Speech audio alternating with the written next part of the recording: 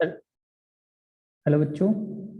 Chemistry portion के तीनों chapter first second and third इस वीडियो में हम क्लियर करेंगे। क्विक रिवीजन हो गया आपकी ये। स्टार्ट करते हैं। पहला चैप्टर हमारा केमिकल रिएक्शन एंड इक्वेशन। सबसे पहले यहाँ पर जो एग्जाम्पल दिए गए हैं इनको आप ध्यान में रखना कि ये सभी केमिकल रिएक्शंस के एग्जाम्पल हैं। ठीक है, जैसे milk is left at room temperature during the summer, तो उसका क्या हो जाएगा, milk will converted into curd, और या मिल्क जो है वो खराब हो सकता है, तो that is a chemical change. Iron tawa pan nail is left expose to the humid atmosphere, तो जब कभी भी आयरन की कोई भी चीज हम एक्सपोज कर देंगे ह्यूमिड एटमोसफियर में तो उस पर रस्टिंग हो जाएगी। तो rusting of iron is also an chemical change. Grapes are fermented, यानी कि ग्रेप्स अगर रखे रहेंगे या कोई भी फ्रूट्स रखा रहेगा तो खराब हो जाएगा, that is also chemical change. Food is cooked, cooking of food या burning of anything, burning of fuel, burning of any LPG gas etc are also the chemical change. Food get digested in our body, तो digestion of food अगर कोई ऐसा example आता है exam में तो वो भी केमिकल रिएक्शन है। या respiration is a chemical reaction. Respiration पे तो दूसरा क्वेश्चन भी आता है कि respiration is a exothermic process है। याद रखना, रेस्पिरेशन एक्सोथर्मिक प्रोसेस है। ठीक है, तो क्या होता है, किसी भी केमिकल चेंज में एक नया सब्सटेंस की फॉर्मेशन होती है, that means an substance is completely change into another substance which has different chemical properties. For example यहाँ पर दे रखा है ये बर्निंग ऑफ मैग्नीशियम रिबन। जब कभी भी मैग्नीशियम रिबन को हम बर्न करते हैं it will change into magnesium oxide. So magnesium is change into magnesium oxide. Magnesium और मैग्नीशियम ऑक्साइड की केमिकल प्रॉपर्टीज बिल्कुल डिफरेंट हैं, केमिकल आइडेंटिटी बिल्कुल डिफरेंट है, तो that is a chemical change. तो इस पे भी आपका क्वेश्चन आ सकता है कि what happen when magnesium ribbon is burn. तो जब कभी भी मैग्नीशियम रिबन को बर्न करते हैं तो मैग्नीशियम ऑक्साइड की व्हाइट एज प्रोड्यूस होती है, और मैग्नीशियम रिबन जो है आपका डेजलिंग व्हाइट फ्लेम के साथ बर्न होता है, तो याद रखना। और जो मैग्नीशियम ऑक्साइड की फॉर्मेशन हो रही है उसको अगर हम वाटर में डिजोल्व करके लिटमस पेपर से टेस्ट करेंगे तो रेड लिटमस पेपर ब्लू हो जाएगा। दैट मीन्स मैग्नीशियम रिबन के बर्न होने के बाद जो मैग्नीशियम ऑक्साइड की फॉर्मेशन हुई, मैग्नीशियम ऑक्साइड बेसिक होता है नेचर में। तो आप ये भी याद रखना, मेटल के ऑक्साइड बेसिक होते हैं नेचर में, नॉन मेटल के ऑक्साइड एसिडिक होते हैं, और कुछ ऑक्साइड एम्फोटेरिक होते हैं जैसे जिंक ऑक्साइड, एल्यूमिनियम ऑक्साइड से। ठीक है, नेक्स्ट हमारा कि कई बार मैग्नीशियम रिबन को बर्न करने से पहले उसको हम सैंड पेपर से क्लीन करते हैं। ऐसा क्यों होता है, देखो मैग्नीशियम एक रिएक्टिव मेटल है, so magnesium can react with air. Air में आपकी जो गैसेस प्रेजेंट होती हैं like oxygen and carbon dioxide, तो some time basic magnesium carbonate layer की फॉर्मेशन हो जाती है मैग्नीशियम के ऊपर, तो उसको रिमूव करने के लिए हम मैग्नीशियम रिबन को सैंड पेपर से क्लीन करते हैं। Sometime it may also be the magnesium oxide layer. So activity 2.1 में दे रखा है लेड नाइट्रेट सॉल्यूशन है हमारे पास, और उसमें पोटेशियम आयोडाइड सॉल्यूशन डालते हैं, तो यहाँ पर एक डबल डिस्प्लेसमेंट रिएक्शन होगी जिसमें लेड आयोडाइड के येलो प्रेसिपिटेट बनेंगे। That is very important reaction. जब भी लेड नाइट्रेट और पोटेशियम आयोडाइड रिएक्शन करेंगे तो लेड आयोडाइड यानी कि PbI2 के येलो प्रेसिपिटेट बनेंगे, इसको याद रखना। एक्टिविटी 1.3 में जिंक ग्रैन्यूल्स यानी कि जिंक मेटल को डाइल्यूट सल्फ्यूरिक एसिड में डाला गया है, तो याद रखना बच्चों, डाइल्यूट सल्फ्यूरिक एसिड हो या डाइल्यूट हाइड्रोक्लोरिक एसिड हो, जब कभी भी कोई मेटल डालते हैं उसके अंदर तो वहां पर साल्ट और हाइड्रोजन गैस की फॉर्मेशन होती है, that is also chemical change है। नेक्स्ट हमारा कि केमिकल रिएक्शन के दौरान कौन से चेंजेस आ सकते हैं। We can see change in state, change in colour, evolution of gas, change in temperature. तो कई बार तो स्टेट चेंज हो जाती है, जैसे अभी एक्टिविटी 1.3 में लेड नाइट्रेट का सॉल्यूशन था और पोटेशियम आयोडाइड का सॉल्यूशन था, लेकिन जैसे ही लेड नाइट्रेट और पोटेशियम आयोडाइड के बीच में रिएक्शन करवाएगी तो यहाँ पर डबल डिस्प्लेसमेंट रिएक्शन हो जाएगी, और लेड आयोडाइड के येलो प्रेसिपिटेट, प्रेसिपिटेट मतलब सॉलिड सब्सटेंस जो इनसोल्युबल होता है सॉल्यूशन के अंदर, उसकी फॉर्मेशन हो जाएगी। तो बेसिकली यहाँ पर चेंज इन स्टेट का एग्जांपल हो जाएगा। आगे है चेंज इन कलर, तो कई बार रिएक्शन के दौरान कलर भी चेंज होता है, जैसे जब कभी भी कॉपर सल्फेट की रिएक्शन जिंक या आयरन के साथ करवाई जाती है तो ब्लू कलर जो होता है कॉपर सल्फेट सॉल्यूशन का वो डिस्चार्ज हो जाता है, मतलब वो कलर लेस बन जाता है due to formation of zinc sulphate and iron sulphate. Some time there may be evolution of gas, कई बार गैस भी रिलीज होती है during the reaction. For example जब हम लेड नाइट्रेट को हीट करते हैं तो लेड ऑक्साइड की फॉर्मेशन होती है, और एक ब्राउन कलर की गैस जो है नाइट्रोजन डाइऑक्साइड वो निकलती है। या अभी ऊपर एक्टिविटी 1.3 में जिंक ग्रेनुल्स को, इनके जिंक मेटल को जब हम सल्फ्यूरिक एसिड में डालते हैं तो हाइड्रोजन गैस रिलीज होती है। ऐसे ही जब कभी मेटल कार्बोनेट या मेटल बाइकार्बोनेट को एसिड में डाला जाता है तो कार्बन डाइऑक्साइड गैस रिलीज होती है। तो आपको इवोल्यूशन ऑफ गैस भी याद रखना है। चेंज इन टेम्परेचर, कई सारी रिएक्शंस एक्सोथर्मिक होती हैं। Exothermic reactions means heat is evolved during the reactions. For example metal को एसिड में डालेंगे या एसिड को बेस में डालेंगे, ये सब एक्सोथर्मिक रिएक्शंस के एग्जांपल हैं। इवन अगर हम किसी एसिड या बेस में पानी डालते हैं तब भी वो भी एक्सोथर्मिक का ही एग्जांपल होगा। कुछ रिएक्शन एंडोथर्मिक होती हैं, that means during the course of reaction heat is absorbed, जैसे decomposition of lead nitrate, decomposition of calcium carbonate etcetera, ये एंडोथर्मिक के ही एग्जांपल हैं। ठीक है, उसके बाद है केमिकल इक्वेशन से। केमिकल इक्वेशन क्या होते हैं? Symbolic representation of a chemical reaction. जैसे आपके सामने मैग्नीशियम प्लस ऑक्सीजन लिखा हुआ है, उसमें मैग्नीशियम ऑक्साइड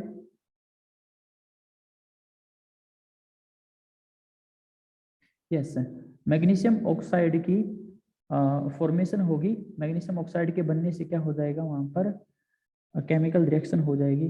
अब इसी रिएक्शन को हम कैसे लिख सकते हैं? मैं Mg+O2 giving rise to MgO भी लिखा जा सकता है, जिसको सिंबॉलिक रिप्रेजेंटेशन में लिखा जा सकता है।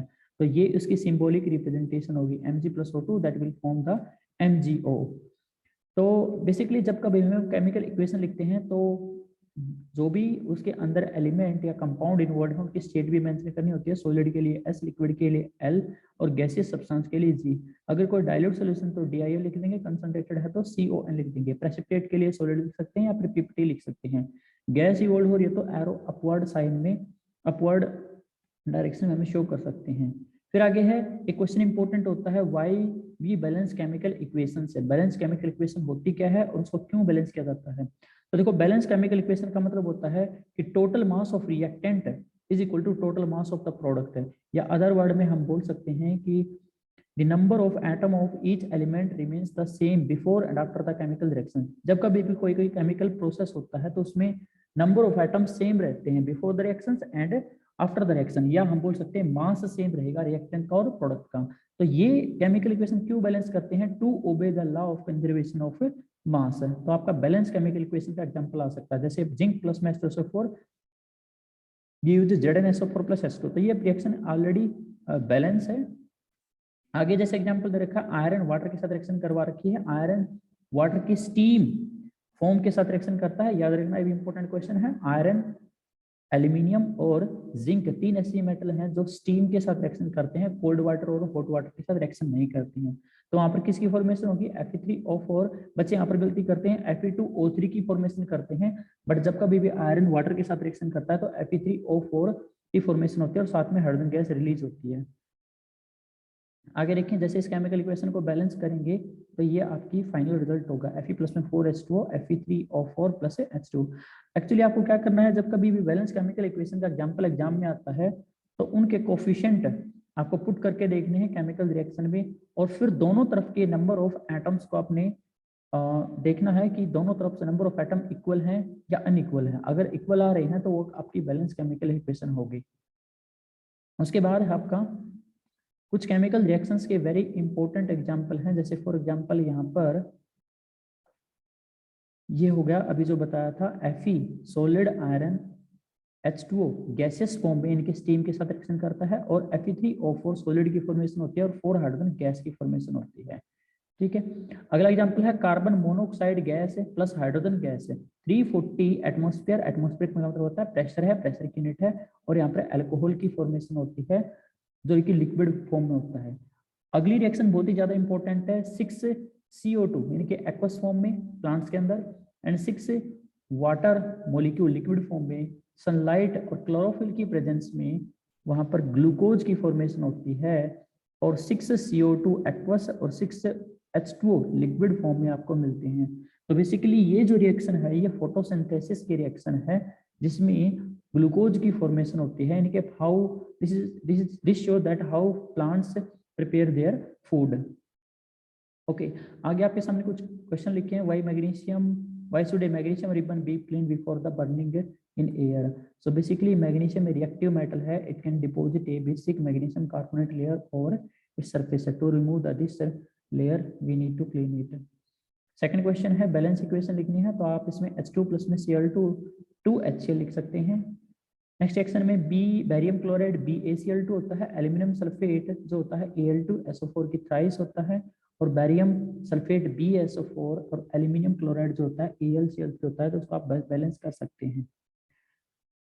सो नेक्स्ट हमारा types of the chemical reactions. कितने टाइप की केमिकल रिएक्शन होते हैं? पहले जो हमारी कॉम्बिनेशन रिएक्शन है, बेसिकली व्हेन टू और more than two reactant combine होते हैं तो वो एक सिंगल प्रोडक्ट की फॉर्मेशन कर लेते हैं, जैसे क्विक लाइम प्लस वाटर। तो यहाँ पर दो आपको डिफरेंट रिएक्टेंट नजर आ रहे हैं, क्विक लाइम CaO और water H2O liquid.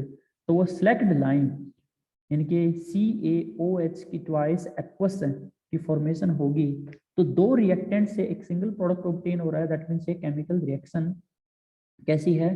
Combination reaction है। साथ में ये एक्सोथर्मिक रिएक्शन भी है क्योंकि हीट इवोल्व हो रही है।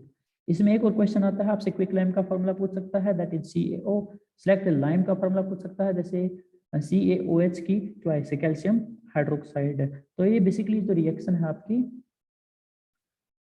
इस रिएक्शन का एक और यूजफुलनेस है जो कि यहाँ पर लिख रखा है कि जो सोल्यूशन ऑफ सेलेक्ट लाइम को हम जो ऊपर वाले रिएक्शन में बना था व्हाइट वॉशिंग ऑफ वाल्स के लिए यूज करते हैं। जब हम व्हाइट वॉशिंग करवाते हैं वाल्स की, तो जो कैल्शियम हाइड्रोक्साइड है उसको दीवार पर लगा देते हैं, उसकी पेस्ट लगा देते हैं दीवार पर, और वो 2-3 दिन के टाइम में कार्बन डाइऑक्साइड गैस के साथ रिएक्शन करके कैल्शियम कार्बोनेट की फॉर्मेशन कर लेता है वाल पर, जिसकी वजह से आपको व्हाइट फिनिशिंग नजर आती है, शाइनी व्हाइट फिनिशिंग नजर आती है। तो अगर आपसे पूछे कि स्टार्टिंग मटेरियल क्या है, तो स्टार्टिंग मटेरियल है क्विक लाइम। और अगर आपसे पूछे कि दीवार पर हम किसकी पेस्टिंग करते हैं, किसको पोतते हैं, तो वो है कैल्शियम हाइड्रोक्साइड। और फाइनल अगर आपसे पूछे कि जो व्हाइट फिनिश आती है वो किसकी वजह से आती है, तो कैल्शियम कार्बोनेट CaCO3 है। साथ के साथ में ये रिएक्शन एक्सोथर्मिक है। इसमें एक और क्वेश्चन आता है कि जब कभी भी क्विक लाइम को वाटर में मिलाते हैं तो हीट प्रोड्यूस होती है, लेकिन हमने तो सोल्यूशन को हीट ही नहीं किया था, तो ये हीट क्यों प्रोड्यूस हो रही है? Because this is the exothermic reactions है। सो जनरली जो एक्सोथर्मिक रिएक्शन होती हैं वो आपकी कॉम्बिनेशन रिएक्शंस या वाइस वर्सा, यानी कि combination reactions are the exothermic in nature. Other example दे रखी हैं कॉम्बिनेशन रिएक्शंस के, इनको आप ध्यान से पढ़ना। Burning of coal, carbon plus CO2 that will give rise to the CO2, ध्यान रखना carbon solid, oxygen gas and CO2 भी आल्सो गैस है। Formation of water from the H2 plus O2, यानी कि 2H2 plus O2 2H2O liquid की formation होगी। इसका reverse भी कर सकते हैं, वाटर को डिकम्पोज कर सकते हैं हाइड्रोजन और ऑक्सीजन में, लेकिन उसके लिए हमें इलेक्ट्रोलाइटिक डिकम्पोजिशन करनी पड़ेगी। नेक्स्ट है burning of natural gas. Natural gas होती है CNG, that means methane. Methane को जब ऑक्सीजन के प्रेजेंस में बर्न करेंगे तो it will form the carbon dioxide and water. So another important example is respiration is exothermic process है। जब कभी भी रेस्पिरेशन होती है तो हमारी बॉडी के अंदर यानी कि सेल के अंदर ग्लूकोज का डिकम्पोजिशन होता है in the presence of oxygen. So it will produce 6 molecules of carbon dioxide and 6 molecules of water, and energy is released in the form of ATP, adenosine triphosphate। तो आपको 36 ATP की formation होती है यहाँ पर, तो दैट ये heat produce हो रही है, तो ये एक्सोथर्मिक का रिएक्शन, एक्सोथर्मिक रिएक्शन का एग्जांपल है। Another important example is decomposition of vegetable matter into compost. इस रिएक्शन में बच्चे कंफ्यूज होते हैं डिकम्पोजिशन वर्ड को देखकर कि डिकम्पोजिशन रिएक्शंस तो एंडोथर्मिक होती हैं, बट याद रखना डिकम्पोजिशन ऑफ वेजिटेबल मैटर यानी कि जो कुछ भी वेजिटेबल वेस्ट होता है उसका कंपोस्ट में कन्वर्ट होना, वो एक एक्सोथर्मिक रिएक्शन है, ना कि एंडोथर्मिक रिएक्शन। सो ये था हमारा exothermic combination plus exothermic reaction. Next है डिकम्पोजिशन रिएक्शंस है। So decomposition reactions are opposite to the combination reactions है। जैसे कॉम्बिनेशन रिएक्शंस में दो रिएक्टेंट के कंबाइन होने से सिंगल प्रोडक्ट बना था, तो डिकम्पोजिशन रिएक्शन में सिंगल रिएक्टेंट से दो प्रोडक्ट मिलेंगे आपको। फॉर एग्जांपल यहाँ पर डिकम्पोजिशन ऑफ कैल्शियम कार्बोनेट देख सकते हो आप। डिकम्पोजिशन रिएक्शन 3 टाइप्स की होती हैं, decomposition by heat, decomposition by light and decomposition by electric current. So सबसे पहला जो एग्जांपल दे रखा है decomposition of ferrous sulphate. Ferrous sulphate को आयरन 2 सल्फेट भी बोल सकते हैं, और जो इसका सोल्यूशन होता है वो ग्रीन कलर का होता है, उसको ग्रीन विट्रल भी बोलते हैं। तो बेसिकली फेरस सल्फेट सॉलिड को अगर आप हीट करोगे तो वहाँ पर फेरिक ऑक्साइड बनेगा ब्राउन कलर का, और sulphur dioxide and sulphur trioxide gas release होंगे। ये सफोकेटिंग गैसेस होती हैं और एसिडिक गैसेस होती हैं। सो बेसिकली यहाँ पर सबसे पहले जो फेरस सल्फेट है, अभी मैंने बताया FeSO4 7H2O 7 वाटर क्रिस्टलाइजेशन होती है, इसमें जो 7 वाटर मॉलिक्यूल है इसका ग्रीन कलर होता है, इसलिए इसको ग्रीन विट्रल भी बोलते हैं। जैसे इसको हीट करते हैं सबसे पहले इसके वाटर मॉलिक्यूल इवेपोरेट हो जाएंगे और ये ग्रीन कलर से कलरलेस हो जाएगा। आफ्टर देन इसको और स्ट्रॉन्गली हीट करेंगे तो Fe2O3 की फॉर्मेशन होगी जो कि ब्राउन कलर का होता है। तो बेसिकली यहाँ पर जो आपके क्रिस्टल थे ग्रीन कलर के क्रिस्टल वो रेडिश ब्राउन कलर के क्रिस्टल्स में चेंज हो जाएंगे और साथ में सल्फर डाइऑक्साइड और सल्फर ट्राईऑक्साइड दो गैसेस रिलीज होंगी। नेक्स्ट है डिकम्पोजिशन ऑफ कैल्शियम कार्बोनेट। इस रिएक्शंस में आपका हीट का यूज हुआ था, तो ये थर्मल डिकम्पोजिशन का एग्जांपल है ऊपर वाली। सेम जैसे कैल्शियम कार्बोनेट को अगर डिकम्पोज करेंगे in the presence of heat, calcium carbonate को लाइमस्टोन भी बोलते हैं, मार्बल भी बोलते हैं और एक्सेल में भी यही होता है। तो ये क्विक लाइम यानी कि CaO और एक गैस जो कार्बन डाइऑक्साइड एसिडिक गैस होती है रिलीज होगी। नेक्स्ट इज इसमें एक और अनदर इंपॉर्टेंट एग्जांपल आता है डिकम्पोजिशन ऑफ लेड नाइट्रेट। जब कभी भी लेड नाइट्रेट इनके 2 PbNO3 की ट्वाइस को हम हीट करते हैं तो लेड ऑक्साइड और एक ब्राउन कलर्ड गैस है नाइट्रोजन डाइऑक्साइड NO2 की फॉर्मेशन होती है और साथ में ऑक्सीजन गैस की फॉर्मेशन होती है। So these 3 examples are very important जो कि थर्मल डिकम्पोजिशन के एग्जांपल हैं। आगे हमारा decomposition by the electric current या electrolysis. So electrolysis of water में क्या होता है, एक बीकर है, वहां पर 2 इलेक्ट्रोड ग्रेफाइट रोड लगा रखी हैं, उनको सॉल्यूशन में डिप कर रखा है, एसिडिक सॉल्यूशन दे रखा है और 6 वोल्ट की बैटरी से कनेक्ट कर रखा है। The positive terminal is connected to the graphite rod that act as the anode and negative terminal is connected to the that electrode which is placed in right side, it act as the cathode। तो basically यहाँ पर जब कभी भी current pass किया जाता है तो वाटर डिकम्पोज हो जाता है हाइड्रोजन एंड ऑक्सीजन में। तो इसकी आपसे केमिकल इक्वेशन पूछी जा सकती है। इसकी केमिकल इक्वेशन क्या होगी, 2H2O give rise to 2H2 plus O2 gas है। तो जो हाइड्रोजन गैस की फॉर्मेशन होती है कैथोड पर और ऑक्सीजन गैस की फॉर्मेशन होती है वो एनोड पर होती है। साथ में एक बात याद रखनी है, यहाँ पर जो हाइड्रोजन गैस है वो ट्वाइस रिलीज होती है then the gas release at anode which is oxygen से। Next is decomposition by the sunlight. तो जब कभी भी हम सनलाइट की प्रेजेंस में किसी सब्सटेंस को रखते हैं, कुछ सब्सटेंस फोटो सेंसिटिव होते हैं तो उसको फोटोकेमिकल डिकम्पोजिशन बोलेंगे अगर उनका डिकम्पोजिशन होता है। जैसे for example AgCl silver chloride और सिल्वर ब्रोमाइड को अगर सनलाइट की प्रेजेंस में रखेंगे तो वो ग्रे कलर की हो जाएंगी। दैट मीन्स व्हाइट से ग्रे का बनना शो करता है कि यहाँ पर डिकम्पोजिशन रिएक्शन हुई है। ऐसे ही सिल्वर ब्रोमाइड का डिकम्पोजिशन होता है। Silver bromide light yellow colour का कंपाउंड होता है, अगर उसको सनलाइट में की प्रेजेंस में रखेंगे तो वो Ag ग्रे कलर का और ब्रोमीन गैसियस फॉर्म में आपकी फॉर्मेशन होगी। So these are the example of photochemical decomposition. Also जो सिल्वर क्लोराइड और सिल्वर ब्रोमाइड है उनको ब्लैक एंड व्हाइट फोटोग्राफी में हम अर्लियर यूज करते थे। A solution of the substance X is used for white washing of the walls। तो X क्या हो सकता है, X होगा हमारा क्विक लाइम, उसका फॉर्मूला क्या होगा CaO। जब कभी भी क्विक लाइम की वाटर के साथ रिएक्शन करते हैं तो कैल्शियम हाइड्रोक्साइड की फॉर्मेशन होगी और वो calcium hydroxide carbon dioxide gas के साथ रिएक्शन करके कैल्शियम कार्बोनेट की फॉर्मेशन करेगा जो व्हाइट वॉशिंग ऑफ वॉल्स में यूज होता है, आपका व्हाइट फिनिशिंग प्रोवाइड करेगा। Next action is the displacement action. Displacement action में क्या होता है, whenever a more reactive metal displace the less reactive metal from its salt solution displacement action is takes place है। For example अगर copper sulphate के solution के अंदर हम आयरन की नेल रखेंगे तो iron is a more reactive metal then the copper, so it will displace the copper. So basically यहाँ पर किस चीज की फॉर्मेशन होगी, आयरन सल्फेट की फॉर्मेशन होगी। तो सॉल्यूशन का कलर जो है आपका ब्लू कलर से लाइट ग्रीन बन जाएगा, क्योंकि ब्लू कलर जो होता है कॉपर सल्फेट का होता है और जो लाइट ग्रीन कलर होता है वो फेरस सल्फेट का होता है आपका। तो बेसिकली यहाँ पर आयरन ने कॉपर को डिस्प्लेस कर दिया। So this is the example of displacement reactions. इसकी chemical reaction Fe solid plus में CSO4 एक्वस है, it will give rise to the FeSO4 aqueous plus copper. तो आपको रिएक्टिविटी सीरीज बताई गई थी। रिएक्टिविटी सीरीज में जितने भी मेटल प्रेजेंट हैं, a metal lying above can displace the metal laying the below from its salt solution। तो ये बात आपको याद रखनी है। अनदर एग्जांपल है जिंक प्लस में कॉपर सल्फेट सॉल्यूशन। तो यहाँ पर जो जिंक सल्फेट सॉल्यूशन बनेगा वो कलर लेस होता है तो सॉल्यूशन ब्लू कलर से कलरलेस बन जाएगा और कॉपर मेटल की फॉर्मेशन हो जाएगी।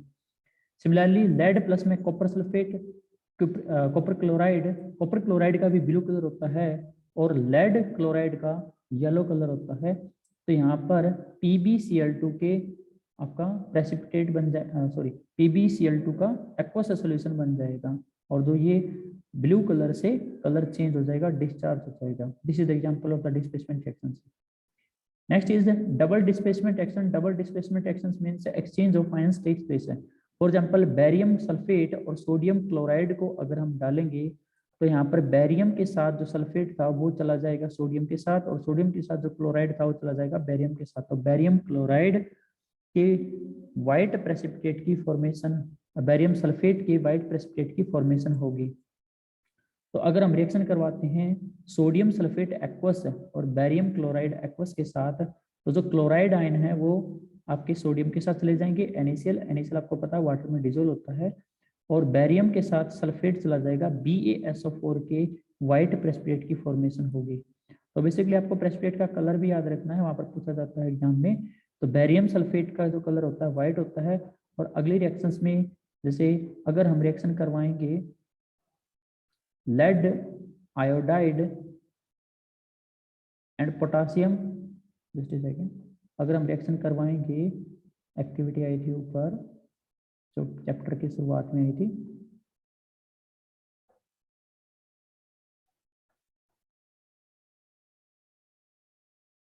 यस, लेड नाइट्रेट सॉल्यूशन और पोटासियम आयोडाइड। तो बेसिकली यहाँ पर भी डबल डिस्प्लेसमेंट का रिएक्शन हुई थी। तो आयोडाइड आयन आपके चले गए थे लेड के साथ, यानी कि लेड आयोडाइड के येलो प्रेसिपिटेट बने थे, और जो पोटासियम नाइट्रेट है KNO3 वो वाटर सोल्यूबल होता है, तो उसके कोई भी प्रेसिपिटेट की फॉर्मेशन नहीं होगी।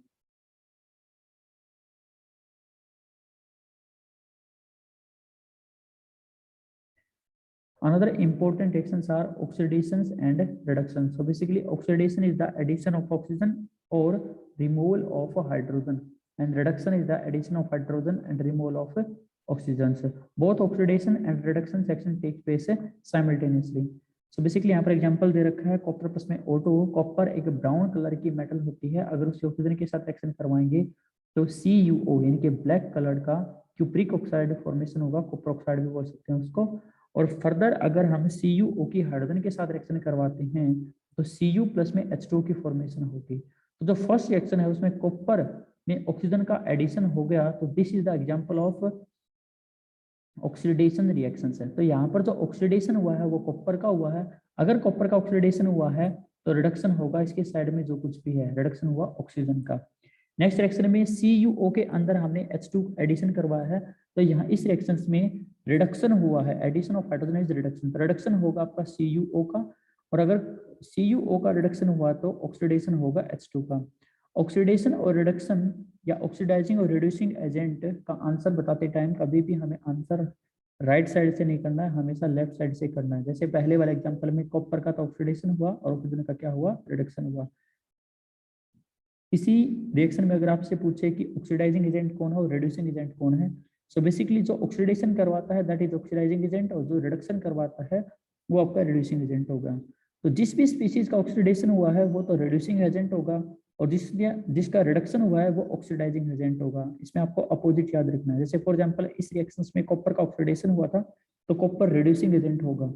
सिमिलरली ऑक्सीजन का रिडक्शन हुआ था तो ऑक्सीजन क्या होगी, ऑक्सीडाइजिंग एजेंट होगी।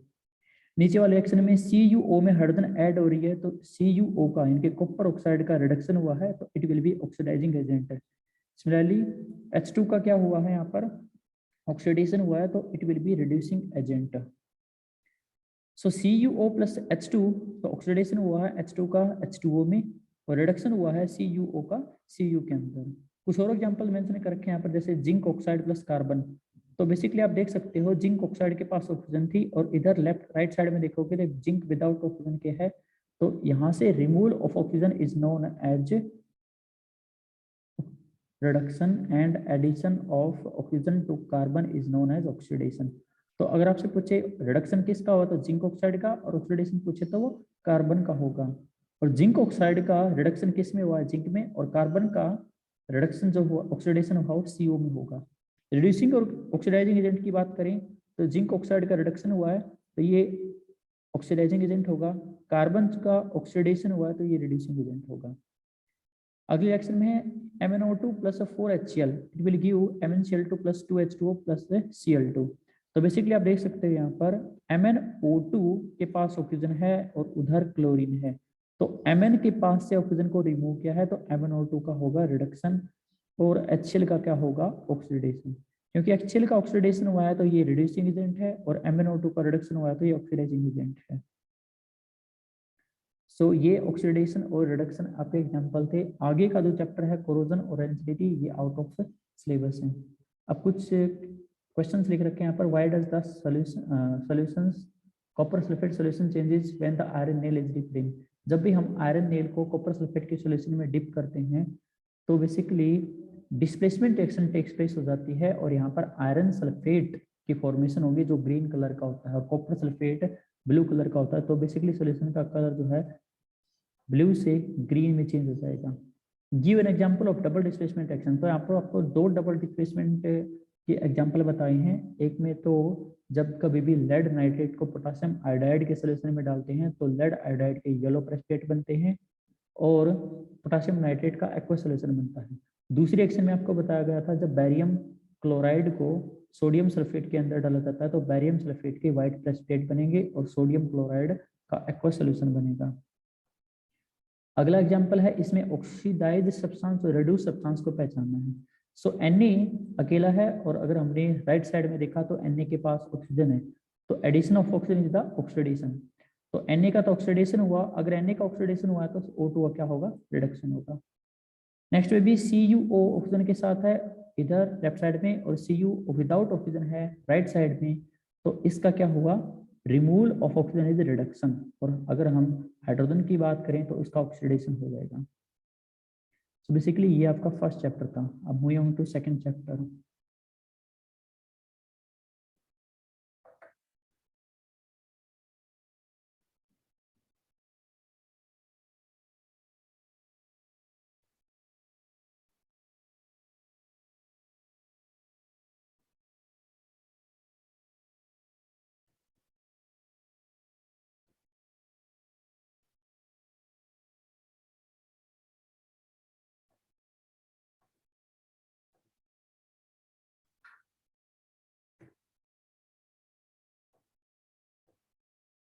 तो second chapter is acid bases and salt. तो बेसिकली यहाँ पर हमें सबसे पहले इंडिकेटर्स के बारे में सीखना होगा। इंडिकेटर्स क्या होते हैं? इंडिकेटर्स कोई भी ऐसा केमिकल सब्सटेंस हो सकता है या नेचुरली अकरिंग सब्सटेंस होता है जो एसिड और बेस की प्रेजेंस में अपना कलर चेंज कर सकता है या अपनी स्मेल को चेंज कर सकता है। तो बेसिकली जो इंडिकेटर्स अपनी स्मेल को चेंज करते हैं due to presence of acid और बेस, वो ओल्फैक्टरी इंडिकेटर होते हैं। और कुछ इंडिकेटर ऐसे होते हैं जो अपना कलर चेंज करते हैं, जैसे लिटमस सॉल्यूशन। लिटमस सॉल्यूशन एक पर्पल डाई होती है which is extracted from the lichen. तो उसको हम लिकन से एक्सट्रैक्ट करते हैं जो प्लांट होता है belonging to the division thallophyta. तो जो ओरिजिनल कलर होता है लिटमस सॉल्यूशन का वो आपका पर्पल होता है। अगर उसको एसिड की प्रेजेंस में हम देखेंगे तो एसिड जो होते हैं ब्लू लिटमस को रेड कर देंगे और बेस आपके रेड लिटमस को ब्लू कलर में चेंज कर देंगे। इसके अलावा जो नेचुरल इंडिकेटर होते हैं, टर्मरिक पाउडर हो सकता है। टर्मरिक पाउडर येलो कलर का होता है तो वो एसिड की प्रेजेंस में तो कोई भी कलर में चेंज नहीं करता, लेकिन बेस के प्रेजेंस में ब्राउन, रेडिश ब्राउन चेंज हो जाता है। तो जब कभी भी हम कपड़े पर कोई करी स्टेन लगता है तो उसको हम वॉश करते हैं तो वो करी स्टेन येलो कलर से रेडिश ब्राउन कलर का आपका चेंज हो जाता है, क्योंकि soap solution are the basic in nature. So have you noticed that the stain of curry on the white cloth become reddish brown when soap, which is basic in nature, is scrubbed on it? तो basically आपको बता दिया soap solution कैसे होते हैं, basic होते हैं और वो करी स्टेन पे येलो कलर को रेडिश ब्राउन में चेंज कर देंगे, तो it act as the natural indicator. Another red natural indicator है red cabbage leaves and olfactory indicator में जो नेचुरल होते हैं chopped onion and vanilla essence होते हैं। चॉप्ड ऑनियन और वनीला एसेंस और फैक्ट इंडिकेटर होते हैं, तो विजुअली इम्पेयर्ड स्टूडेंट भी इसको हम यूज कर सकते हैं, जिनको कलर ब्लाइंडनेस है या देखने में दिक्कत होती है। तो बेसिकली वो बेस की प्रेजेंस में अपनी स्मेल को वैनिश कर देते हैं। कुछ और इंडिकेटर हैं जो सिंथेटिक इंडिकेटर होते हैं, जैसे methyl orange and phenolphthalein indicator. तो मिथाइल ऑरेंज एसिड की प्रेजेंस में आपका ऑरेंज कलर का रहेगा या थोड़ा सा रेडिश येलो कलर का हो जाएगा, और बेस की प्रेजेंस में आपका ये डीप रेड हो जाएगा। फिनोप्थिलिन इंडिकेटर की बात करें, फिनोप्थिलिन इंडिकेटर कलरलेस रहता है एसिडिक सॉल्यूशंस में, और बेसिक सॉल्यूशन के अंदर ये पिंक कलर का हो जाएगा। So these are the about the indicators. Next है एसिड बेसिस इन लैबोरेटरी। तो यहाँ पर कुछ एग्जांपल दे रखे हैं, जैसे hydrochloric acid HCl, hydrochloric acid HCl, sulphuric acid H2SO4, nitric acid SNO3, acetic acid vinegar में प्रेजेंट होता है, जिसका फॉर्मूला क्या है CH3COOH। सोडियम हाइड्रोक्साइड जो बेस है NaOH, कैल्शियम हाइड्रोक्साइड ये भी बेस है, सोडियम हाइड्रोक्साइड एक स्ट्रॉन्ग बेस है। और ऊपर अगर हम बात करें hydrochloric acid, sulphuric acid, nitric acid, ये स्ट्रॉन्ग एसिड है, लेकिन एसिटिक एसिड वीक एसिड है। ऐसे ही कैल्शियम हाइड्रोक्साइड वीक बेस है, और मैग्नीशियम हाइड्रोक्साइड भी वीक बेस है। Magnesium hydroxide milk of magnesia है, जिसका pH 10 होता है।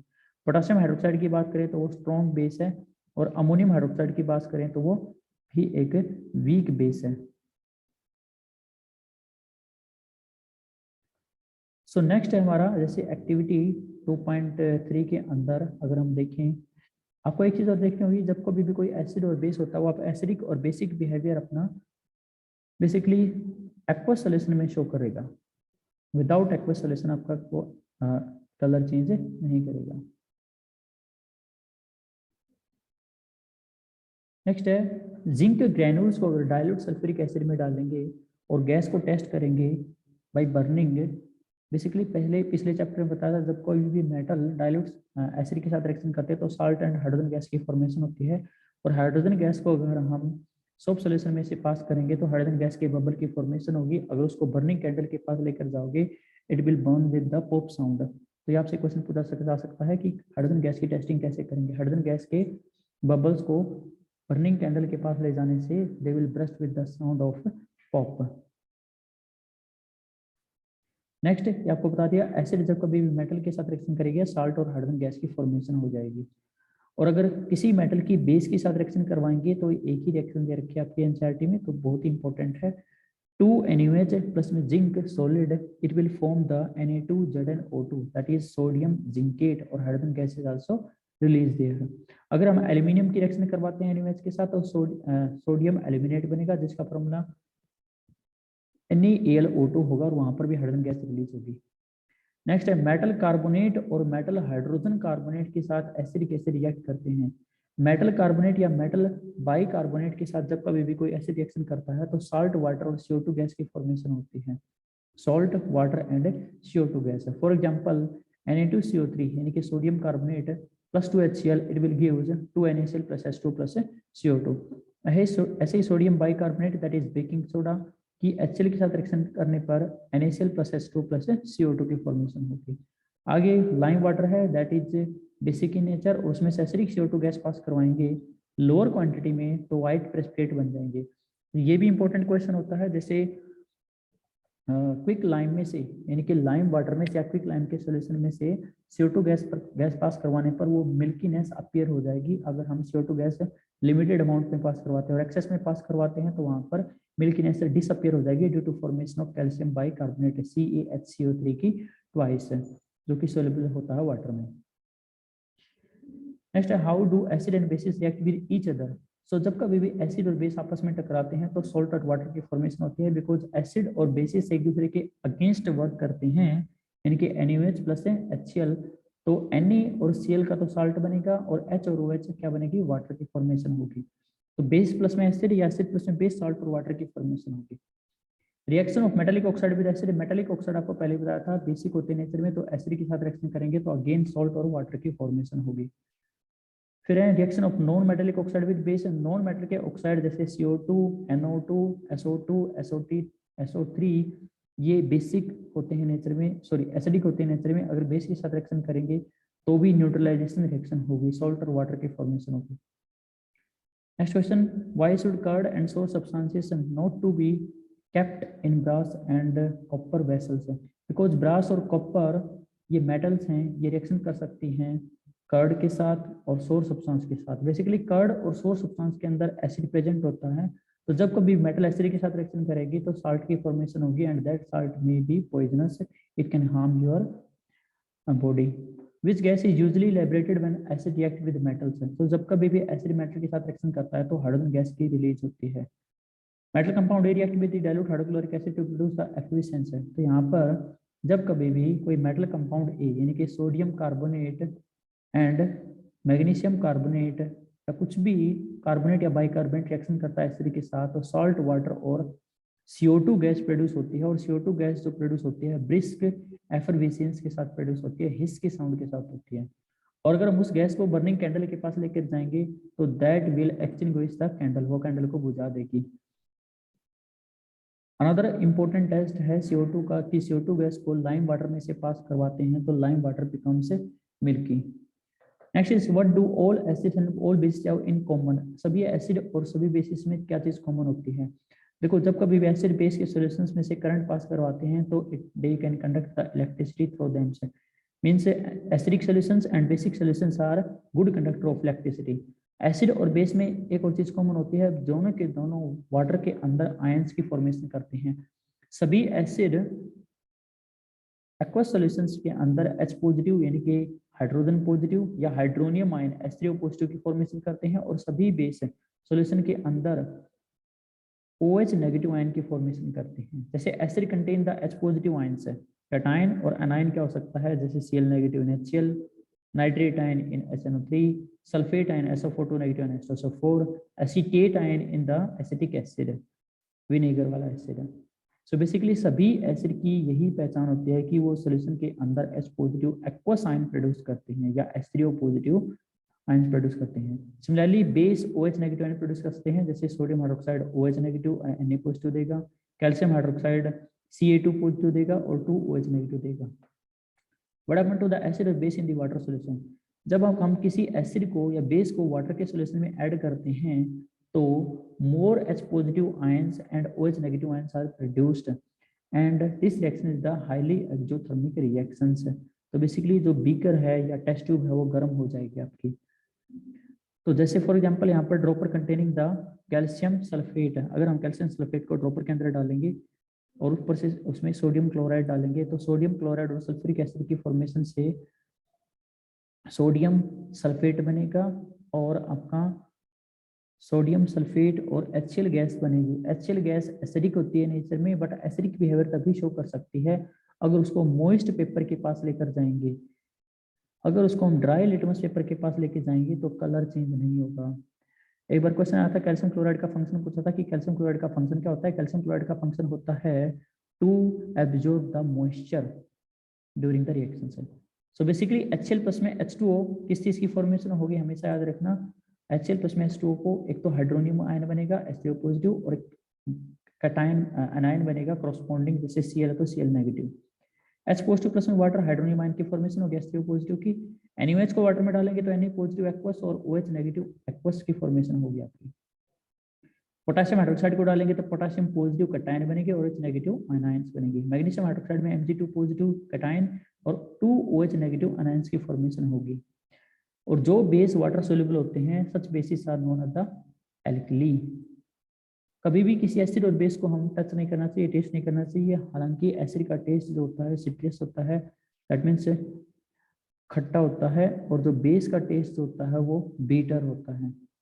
एसिड प्लस में बेस साल्ट एंड वाटर की फॉर्मेशन होगी, that is basically reaction between the positive ions from the acid and OH negative ions from the base and they will form the water molecule and such reaction is known as the neutralization reactions because acid क्या produce करेंगे H positive और base produce करेंगे OH negative, और बनने वाली जो चीज है वाटर है वो न्यूट्रल होता है, that is why these reactions are known neutralization reaction। कभी भी एसिड को टच नहीं करना चाहिए, अभी बताया था। एसिड्स जो होते हैं कोरोसिव होते हैं नेचर में, they can cause the burning effect. Another question है, अगर हम एसिड और बेस में मोर एंड मोर वाटर डालेंगे तो उस प्रोसेस को क्या बोलेंगे? That process is known as a dilution. उस प्रोसेस को हम क्या बोलेंगे? डाइल्यूशन। क्योंकि जब कभी भी एसिड और बेस में मोर एंड मोर आयंस डालेंगे तो वो सॉल्यूशंस के अंदर एसिड के अंदर तो H3O पॉजिटिव और बेस के अंदर OH negative ions per unit volume decrease हो जाएंगे, तो इस प्रोसेस को बोलेंगे डाइल्यूशन, और एसिड और बेस का सोल्यूशन जो और भी वीक हो जाएगा। नेक्स्ट क्वेश्चन है, why do HCl and nitric acid show the acidic behaviour in aqueous solution but alcohol और ग्लूकोज एसिडिक नहीं होते? तो ये क्वेश्चन पूछा जा सकता है, which of the following are the acid. तो एसिड में तो आपको याद रखना है HCl, nitric acid, sulphuric acid, acidic acid, formic acid etcetera, but always याद रखना अल्कोहल और ग्लूकोज एसिडिक नहीं होती हैं, शुगर एसिडिक नहीं होती हैं, बिकॉज वो वाटर में H पॉजिटिव आयन प्रोड्यूस नहीं कर सकती हैं। एक्वस सॉल्यूशन किसी भी एसिड का इलेक्ट्रिसिटी कंडक्ट क्यों करता है? बिकॉज एसिड के एक्वस सॉल्यूशंस के अंदर H पॉजिटिव आयंस और करस्पॉन्डिंग अनायंस फ्री रहते हैं, so due to presence of a free ions they can conduct the electric current. Third question है, why does the dry HCl gas does not change the color of dry litmus paper? Basically जब कभी भी dry HCl gas होती है, dry litmus paper के contact में आती है, तो आप वाटर की एब्सेंस होने की वजह से H पॉजिटिव आयन की फॉर्मेशन नहीं होती। Remember, acid and bases always show their acidic and basic behavior in the presence of aqueous solutions, because aqueous solution की presence में ही acid H positive ion produce कर सकते हैं और base OH negative ion produce कर सकते हैं, तभी वो एसिडिक बिहेवियर शो कर सकते हैं, otherwise they are not considered as acid and bases. Fourth question, while diluting acid why is it recommended that acid should be added to water not to the water to acid? तो ये important question है, exam में आ सकता है। जब कभी भी acid को डाइल्यूट करना होता है तो हमें always add acid to water, हमें कभी भी वाटर को एसिड के अंदर नहीं डालना होता है, बिकॉज एसिड और बेस, जो एसिड और वाटर आपस में जो हम डाइल्यूट करते हैं, डाइल्यूशन जो प्रोसेस होता है हाईली एक्सोथर्मिक होता है, सो अगर हम वाटर ऊपर से डालेंगे, वाटर की डेंसिटी लो होने की वजह से water can be spilled out and that may cause the burning effect. So basically हमें ऑलवेज एसिड को डालना चाहिए ऊपर से, क्योंकि एसिड की डेंसिटी ज़्यादा होती है तो वो बाहर नहीं आ सकता, साथ ही साथ में उसको स्टिर भी करना चाहिए। How is the concentration of hydronium ion affected when solutions of acid is diluted? That is also important question। जब कभी भी किसी भी एसिड या बेस के सॉल्यूशन को डाइल्यूट किया जाता है तो वहां पर हाइड्रोनियम आयन की कंसंट्रेशन डिक्रीज हो जाएगी per unit volume. Same next question है, अगर हम बेस के सॉल्यूशन को डाइल्यूट करेंगे तो OH नेगेटिव आयन की concentration will be decrease on dilution से। फिर how strong are the acid और बेसिस सॉल्यूशंस है? सो बेसिकली एसिड और बेसिस सॉल्यूशंस कितने स्ट्रॉन्ग होते हैं उसको मेजर करने के लिए हमारे पास होते हैं पीएच स्केल। पीएच स्केल में पी का मतलब होता है पावर और एस का मतलब होता है हाइड्रोजन या पोटेंशियल हाइड्रोजन या पावर ऑफ हाइड्रोजन। तो बेसिकली पीएच स्केल होती है 0 to 14, 0 से 7 के बीच में जिन चीजों का पीएच लाई करता है वो होती है एसिडिक, और जितना 0 के पास पीएच होगा वो उतना ही स्ट्रॉन्ग एसिड होगा। 7 पर होता है न्यूट्रल और 7 से 14 होता है बेस। बेसिक के केस में जितना 14 के पास होगा उतना ही स्ट्रॉन्गली बेसिक सोल्यूशन होगा आपका। सो यहाँ पर कुछ चीजों का दे रखा है, पीएच सलाइवा बिफोर मील। देखो सलाइवा आफ्टर मील और before meal, saliva before meal का पीएच ज्यादा होता है और सलाइवा आफ्टर मील का पीएच क्या होता है, कम होता है, क्योंकि मील यानी कि खाना खाने के बाद हमारे सलाइवा के अंदर फूड पार्टिकल लेफ्ट रह जाते हैं माउथ के अंदर, जिससे बैक्टीरिया वगैरह डिकम्पोज करते हैं और डिकम्पोज करने से CO2 गैस की फॉर्मेशन होगी, और वो CO2 गैस सलाइवा के अंदर मिलकर कार्बोनिक एसिड की फॉर्मेशन करेगी, जो कार्बोनिक एसिड पीएच को डिक्रीज कर देता है। That means saliva becomes more acidic after meal, जिसकी वजह से टूथ कैविटी भी होती है। तो जो सलाइवा आफ्टर मील होती है, अगर उसकी पीएच 5.6 से नीचे चली जाती है, it can cause the tooth decay. Lemon juice also acidic होता है, कुछ पीएच यहाँ पर मेंशन कर रखे हैं, जैसे gastric juice, very important, gastric juice is pH has a 1.2, lemon juice 2.2, pure water का पीएच होगा 7 और ब्लड का पीएच होगा 7.4, milk of magnesia that is 10 pH, और सोडियम हाइड्रोक्साइड अबाउट 14 के आसपास होता है। नेक्स्ट है importance of pH in everyday life. So basically human body work within the pH range of 7 to 7.8। Human body इसी pH के अंदर अच्छे से वर्क करेगी, अगर इसका pH इधर उधर हो गया तो we can fall ill। कुछ सर्टेन ऑर्गेनिज्म है जो इसी pH रेंज में सर्वाइव कर सकते हैं। रेन वाटर का pH अगर 5.6 से कम होता है तो that rain is known as acidic rain, it can cause the severe effect on some plants and animals. Atmosphere of Venus, Venus जो प्लेनेट है उसका एटमॉस्फेयर थिक सल्फ्यूरिक एसिड से बना हुआ है, वहां पर व्हाइट और yellowish cloud of sulphuric acid देखे जाते हैं। तो pH of soil in backyard, अगर हमारी सोइल जो है बेसिकली न्यूट्रल पीएच के आसपास रहती है तो वो अच्छे से उसमें प्लांट ग्रो कर सकते हैं, but certain plants can grow in acidic medium and certain plant can grow in the basic medium से। तो बेसिकली जब कभी भी सोइल का पीएच इंक्रीज करना हो या उसको लेस एसिडिक बनाना हो या मोर बेसिक बनाना, तो उसमें क्विक लाइम या कैल्शियम हाइड्रोक्साइड उसमें ऐड कर सकते हैं।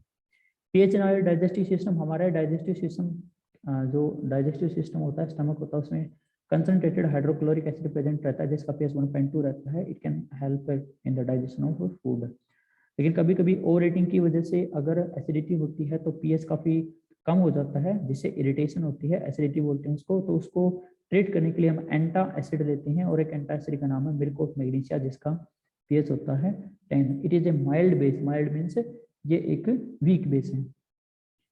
PH change as the cause of tooth decay, तो अगर सलाइवा का पीएच 5.5 से लेस हो जाता है तो it can result into tooth decay.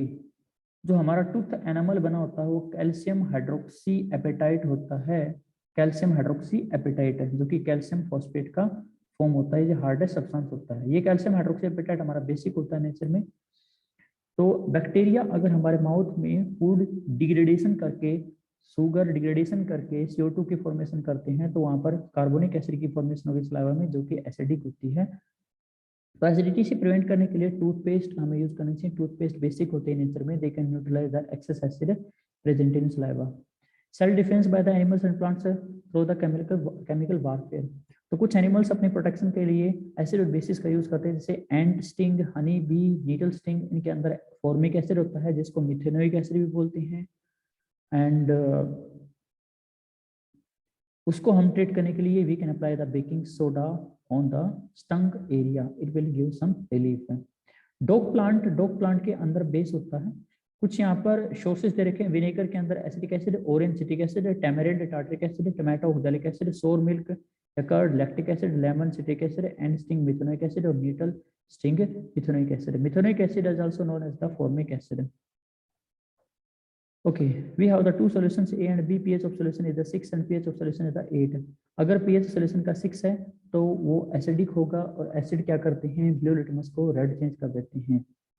और अगर pH 8 है तो वो बेसिक होगा, वो रेड लिटमस को ब्लू कर देगा। तो किस में ज्यादा हाइड्रोजन आयन की कंसंट्रेशन होगी, तो बेसिकली हाइड्रोजन आयन की कंसंट्रेशन उसी में ज्यादा होगी जिसमें एसिड ज्यादा हो, जो एसिडिक सोल्यूशन ज्यादा होगा। एसिड के अंदर तो H पॉजिटिव आयन यानी कि hydronium ion, H3O positive ion की कंसंट्रेशन ज्यादा होती है। बेस के अंदर OH नेगेटिव आयन की कंसंट्रेशन ज्यादा रहती है। What are the effect of the concentration of H positive ions और नेचर ऑफ द सॉल्यूशन? जितने ज्यादा H पॉजिटिव आयन सॉल्यूशन के अंदर होंगे उतना ही pH कम होगा और उतना ही स्ट्रांगली एसिडिक होगा। क्या बेसिक सॉल्यूशन के अंदर भी H पॉजिटिव आयन होते हैं? यस, बेसिक सॉल्यूशन के अंदर भी H पॉजिटिव आयन होते हैं, बट वो बहुत कम होते हैं। उनसे ज्यादा कहीं ज्यादा तो OH नेगेटिव आयन प्रेजेंट रहते हैं।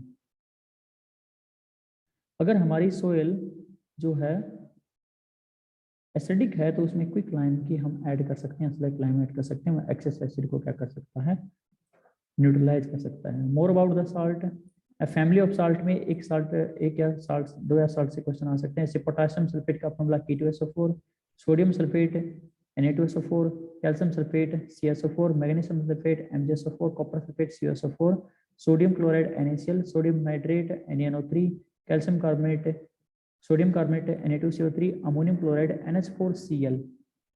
So these are the formula of some salt. Zinc sulfate ZnSO4।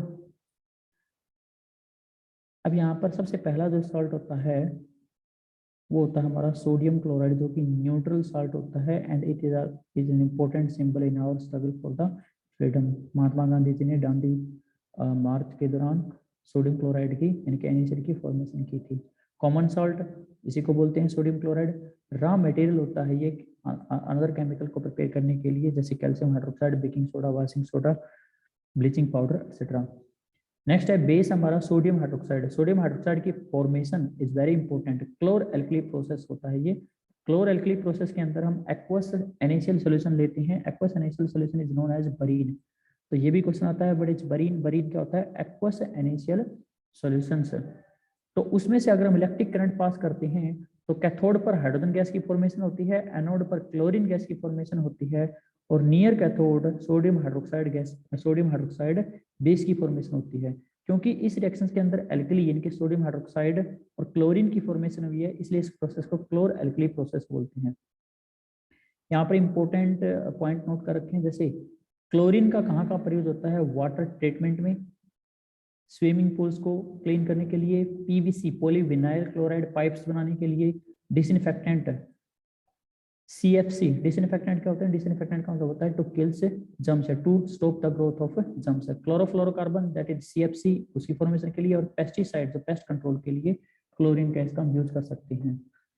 Chlorine gas anode पर यानी कि पॉजिटिव टर्मिनल पर, और हाइड्रोजन गैस कैथोड यानी कि नेगेटिव टर्मिनल पर रिलीज होती है।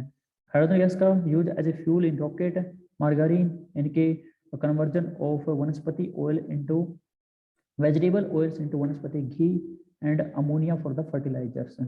अमोनिया की फॉर्मेशन के लिए N2 प्लस H2 यानी कि N2 प्लस 3H2 तो अमोनिया की फॉर्मेशन हो जाती है वहाँ पर। एनएमएस का यूज डीग्रीजिंग मेटल्स, सोप्स बनाने में, डिटर्जेंट बनाने में, पेपर इंडस्ट्री में, और आर्टिफिशियल फाइबर बनाने में सोडियम हाइड्रोक्साइड का यूज किया जाता है। नेक्स्ट है ब्लीचिंग पाउडर। ब्लीचिंग पाउडर का फार्मूला होगा CaOCl2 इनके कैल्शियम ऑक्सीक्लोराइड। इसकी प्रिपरेशन के लिए quick lime and potassium hydroxide के सॉल्यूशन में से क्लोरीन गैस प्रेस करवाई जाती है ड्राई स्लैक लाइम्स के अंदर से। तो यहाँ पर CaOCl2 और वाटर की फॉर्मेशन होती है। ब्लीचिंग पाउडर का यूज, ब्लीचिंग पाउडर एक ऑक्सीडाइजिंग एजेंट है। इसके अलावा bleaching cotton, linen, textile industry में यूज किया जाता है for bleaching the wood pulp in paper factories और bleaching the washed cloth in laundry. Oxidizing agent है, दैट मींस ये ऑक्सीडेशन करवा सकता है कई स्पीशीज का, to make the drinking water free from germs. Baking soda, baking soda का formula NaHCO3। इसकी फॉर्मेशन से होती है सोलवे प्रोसेस से होती है, सोलवे प्रोसेस। सोलवेज प्रोसेस के अंदर रॉ मटेरियल्स होते हैं NaCl sodium chloride plus water plus CO2 और प्लस अमोनिया। पहले अमोनियम क्लोराइड और सोडियम कार्बोनेट की फॉर्मेशन होगी, सोडियम बाइकार्बोनेट की फॉर्मेशन होगी। सोडियम बाइकार्बोनेट को फर्दर हीट किया जाता है तो सोडियम कार्बोनेट, वाटर और CO2 की फॉर्मेशन होती है। तो पहले ही स्टेप में NaHCO3 की फॉर्मेशन हो जाती है, यानी कि बेकिंग सोडा की फॉर्मेशन हो जाती है। तो बेकिंग सोडा को यूज करते हैं for making the baking powder. So baking powder is the basically mixture of the sodium hydrogen carbonate, baking soda and mild edible acid such as the tartaric acid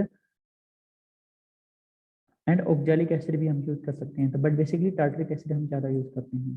तो acid से positive जब sodium bicarbonate के पास आता है तो वहां पर salt, water और CO2 गैस की फॉर्मेशन होती है, और यही CO2 गैस केक को, पेस्ट्री को, ब्रेड, डबल रोटी को स्पंजी और सॉफ्ट बना देता है। Carbon dioxide produced during the reaction can cause the bread or cake to rise, making them soft and spongy. Sodium hydrogen carbonate is also an ingredient in antacid. तो जब कभी भी किसी को एसिडिटी है तो सोडियम हाइड्रोजन कार्बोनेट यूज कर सकते हैं, क्योंकि sodium hydrogen carbonate basic salt होता है और ये एसिड से हमें रिलीफ प्रोवाइड कर सकता है। बेसिक भी बोल सकते हैं इसको, एल्कलाइन भी बोल सकते हैं। It also use in the soda acid fire extinguisher, यानी कि जो आग बुझाने वाली फायर एक्सटिंग्विशर होते हैं उसके अंदर हम सोडा एसिड यानी कि सल्फ्यूरिक एसिड लेते हैं, और जो सोडा ये सोडियम बाइकार्बोनेट यूज करते हैं। तो वहां पर जब कभी भी एसिड और सोडियम बाइकार्बोनेट की रिएक्शन होती है तो CO2 गैस की फॉर्मेशन होती है, और that CO2 gas can extinguish the fire.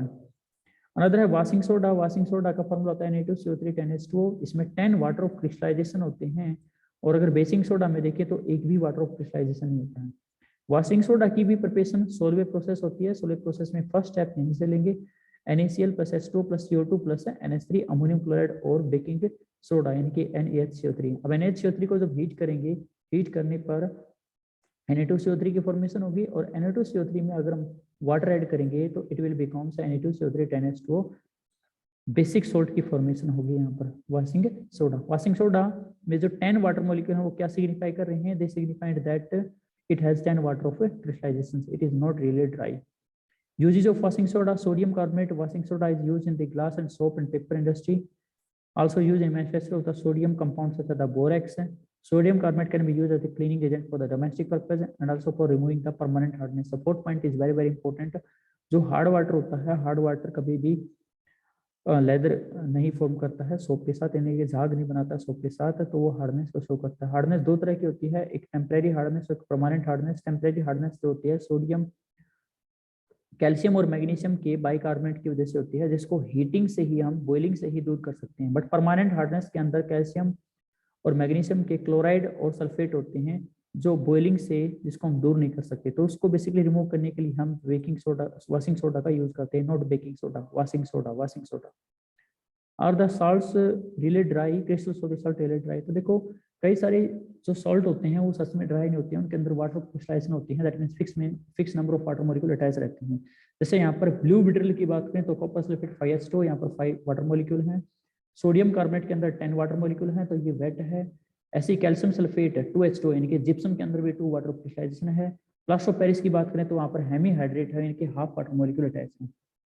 So last is plaster of Paris. Plaster of Paris के अंदर अगर हम जिप्सम क्या होता है CSO4 2H2O को 373 यानी कि 100 डिग्री सेल्सियस पर हीट करेंगे तो 3/2 वाटर मॉलिक्यूल लूज कर देगा और वहां पर CSO4 हाफ H2O यानी कि कैल्शियम सल्फेट हेमीहाइड्रेट की फॉर्मेशन होगी। This is not the plaster of Paris. This substance which doctors, इसको हम डॉक्टर यूज करते हैं sporting the fractured bones right position. Plaster of Paris white colour का powder होता है, अगर उसको मिक्स करेंगे वाटर के साथ तो वहां पर जिप्सम की फॉर्मेशन होगी। तो इसमें आपसे एक क्वेश्चन पूछ सकता है कि प्लास्टर ऑफ पेरिस को हार्डन कैसे बनाया जाता है। तो प्लास्टर ऑफ पेरिस को हार्डन बनाने के लिए, हार्ड मास बनाने के लिए उसके अंदर वाटर मिक्स किया जाता है। तो प्लास्टर ऑफ पेरिस यानी कि CSO4 हाफ H2O के साथ 3/2 वाटर मॉलिक्यूल ऐड कर देंगे तो CSO4 2H2O की फॉर्मेशन हो जाएगी। This is not the gypsums. Next is what is the common name of a compound CaOCl2। तो CaOCl2 का कॉमन नेम जो है वो होगा आपका कैल्शियम ऑक्सीक्लोराइड, दैट इज इसका केमिकल नेम, और कॉमन नेम है bleaching powder. Name the substance which on treatment with chlorine yield the bleaching powder. तो क्लोरीन को ब्लीचिंग पाउडर, क्लोरीन में ऐसी कौन सी चीज ऐड करेंगे जिससे ब्लीचिंग पाउडर बन जाए, तो इसमें हम कैल्शियम हाइड्रोक्साइड यूज करेंगे। Name the sodium compound which use for the softening hard water. तो हार्ड वाटर को सॉफ्ट वाटर बनाने के लिए हम वॉशिंग सोडा का यूज करेंगे, नहीं sodium carbonate 10H2O। What will happen if the solution of sodium hydrogen carbonate is heated? Sodium hydrogen carbonate को हम हीट करेंगे तो सोडियम कार्बोनेट, वाटर और CO2 गैस की फॉर्मेशन होगी। Right in equation two show that the plaster of Paris है, तो plaster of Paris और वाटर की रिएक्शन करवाते हैं तो वहां पर जिप्सम की फॉर्मेशन होगी। सो बेसिकली अभी हमारे 2 चैप्टर कवर हो चुके हैं, इसके क्वेश्चन देखेंगे। The solution turns the red litmus blue. अगर रेड लिटमस ब्लू हो जाता है तो दैट मीन्स वो बेसिक होगा और बेस का पीएच तो 10 के अबाउट आसपास होगा। तो यहाँ पर क्या बन जाएगा, ये डी ऑप्शन आ जाएगा। तो 10 minute I have to charge my laptop. Next question है solution react with crushed egg shell. तो क्रस्ड एग सेल जो होती है वो बेसिकली कैल्शियम कार्बोनेट CaCO3 होती है। अगर उसको हम हीट करेंगे तो डिकम्पोजिशन हो जाएगा, लेकिन अगर किसी एसिड के साथ रिएक्शन करवाएंगे तो एसिड के साथ रिएक्शन करवाने पर जस्ट a minute,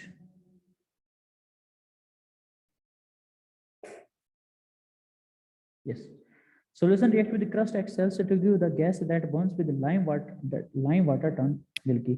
तो बेसिकली लाइम वाटर को मिल्की बनाने के लिए CO2 गैस ही यूज होती है, और CO2 गैस तब रिलीज होती है जब क्रस्ट एक्सेल यानी कि कैल्शियम कार्बोनेट को हम किसी एसिड के साथ ट्रीट करें। तो इसका आंसर हो जाएगा बी, हाइड्रोक्लोरिक एसिड, बाकी सब सॉल्ट हैं।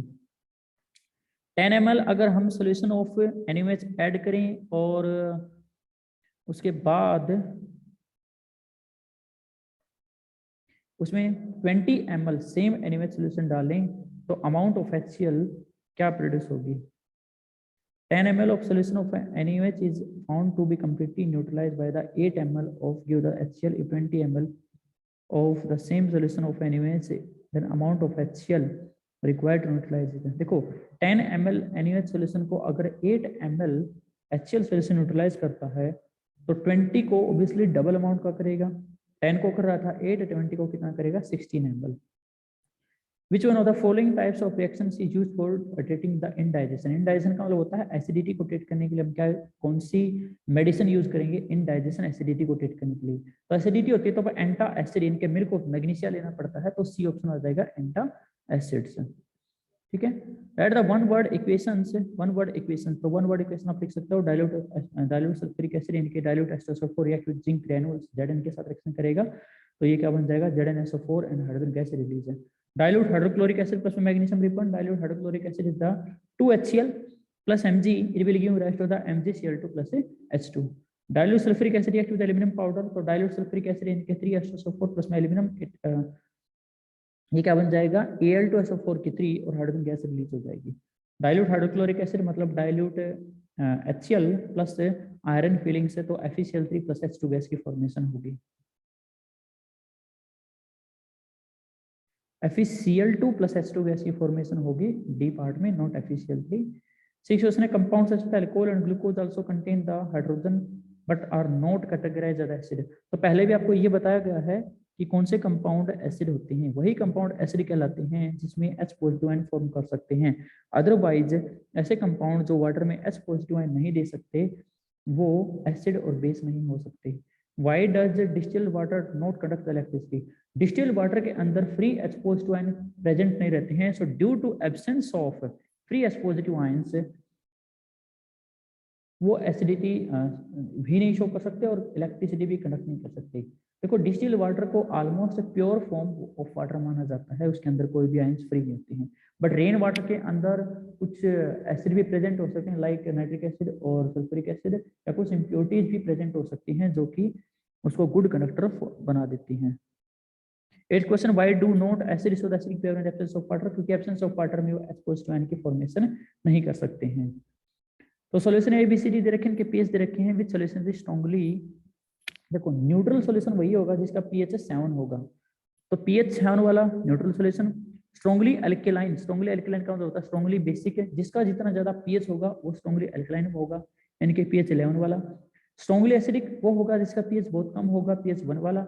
वीकली एसिडिक वो होगा जिसका पीएच 7 के आसपास होगा और 7 से कम होगा, 4 वाला होगा इसमें। और वीकली अल्कलाइन वो होगा जिसका पीएच 7 के आसपास होगा बट 7 से थोड़ा सा ज्यादा होगा, यानी कि 9 वाला। किसमें सबसे ज्यादा H पॉजिटिव आयन की कंसंट्रेशन ज्यादा होगी, तो H पॉजिटिव आयन की कंसंट्रेशन उसी एसिड के अंदर ज्यादा हो सकती है जिसका पीएच बहुत कम होगा। तो सबसे ज्यादा H पॉजिटिव आयन की कंसंट्रेशन 1 में, फिर 4, फिर 7, फिर 9 और फिर 11। तो अगर हम इक्वल अमाउंट डालेंगे, 10 क्वेश्चन भी आ सकता है पेपर में, ऑप्शन बना के दे देंगे आपको कि मैग्नीशियम रिबन डाला आपने टेस्ट ट्यूब ए और बी में। देखो टेस्ट ट्यूब ए के अंदर हाइड्रोक्लोरिक एसिड है और टेस्ट ट्यूब बी के अंदर एसिटिक एसिड है, तो स्ट्रॉन्ग एसिड होगा तो ज्यादा से ज्यादा हाइड्रोजन गैस रिलीज होगी। तो टेस्ट ट्यूब ए के अंदर ज्यादा से ज्यादा हाइड्रोजन गैस के बबल रिलीज होंगे और टेस्ट ट्यूब बी के अंदर वीक एसिड है, एसिडिक एसिड है, तो कम फ्यूजिंग होगी। ठीक है, फ्रेश मिल्क का पीएच 6 होता है, ओके ये इंपॉर्टेंट क्वेश्चन है, लेकिन कर्ड का पीएच कितना होगा? देखो फ्रेश मिल्क का पीएच 6 होता है और जब मिल्क कर्ड में कन्वर्ट होता है तो वो और भी एसिडिक हो जाता है, तो पीएच और भी कम हो जाएगा। एक मिल्कमैन जो बेकिंग सोडा ऐड करता है फ्रेश मिल्क में, तो क्यों ऐड करता है? तो बेसिकली जो फ्रेश मिल्क का पीएच होता है 6, अगर वो कर्ड में चेंज हुआ तो वहां पर उसका पीएच डिक्रीज हो जाएगा। ठीक है, तो मोर एसिडिक बन जाएगी वो। तो कर्ड के मिल्क के अंदर पड़ा जो एसिड है लैक्टिक एसिड, उसको न्यूट्रलाइज करने के लिए मिल्कमैन उसके अंदर क्या ऐड करता है? बेकिंग सोडा, क्योंकि बेकिंग सोडा कैसा होता है? बेसिक होता है नेचर में। प्लास्टर ऑफ पेरिस को मॉइस्चर प्रूफ कंटेनर में क्यों स्टोर करते हैं? 13 क्वेश्चन, ये भी इंपॉर्टेंट क्वेश्चन है काफी, क्योंकि plaster of Paris can react with water and form the hard mass. Plaster of Paris hard mass बना सकता है मॉइस्चर के साथ रिएक्शन करके, यानी कि जिप्सम की फॉर्मेशन कर सकता है। न्यूट्रलाइजेशन रिएक्शन क्या होती है? The reaction between the acid and base is known as neutralisation reaction. Example जैसे HCl plus NaOH to give the NaCl plus water, या फिर नाइट्रिक एसिड HNO3 प्लस में sulphuric acid nitric acid plus magnesium hydroxide, it will form the magnesium nitrate plus water. तो important जो washing soda का use करते हैं permanent hardness को remove करने के लिए, लॉन्ड्री पर्पज में, पेपर इंडस्ट्री में। बेकिंग सोडा का यूज किया जाता है बेकिंग पाउडर बनाने के लिए, या फिर इनडाइजेशन एसिडिटी को दूर करने के लिए, या सोडा एसिड फायर एक्सटिंग्विशर में यूज करने के लिए। ठीक है, तो ये हमारा सेकंड चैप्टर हुआ खत्म। तो जल्दी से हम थर्ड चैप्टर भी रिवाइज करते हैं।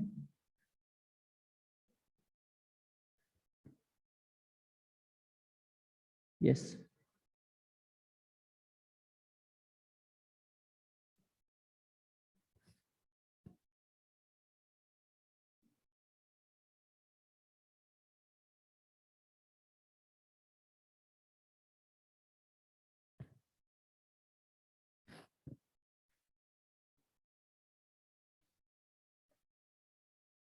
So third chapter is metal and non metal. सबसे पहले फिजिकल प्रॉपर्टीज। फिजिकल प्रॉपर्टीज के अंदर हमें बताना है कि मेटल्स कैसी दिखती हैं। तो बेसिकली मेटल्स जो होती हैं मेलिएबल होती हैं। Malleable means they can be change into thin sheets. So metals, सबसे पहले यहाँ पर metal in their pure state and they have the shining surface. Shining surface है, शाइनिंग सरफेस है, दैट मीन्स मेटल कैसे होते हैं, लस्ट्रस होती हैं। इस प्रॉपर्टी को बोलते हैं लस्ट्रस। ठीक है,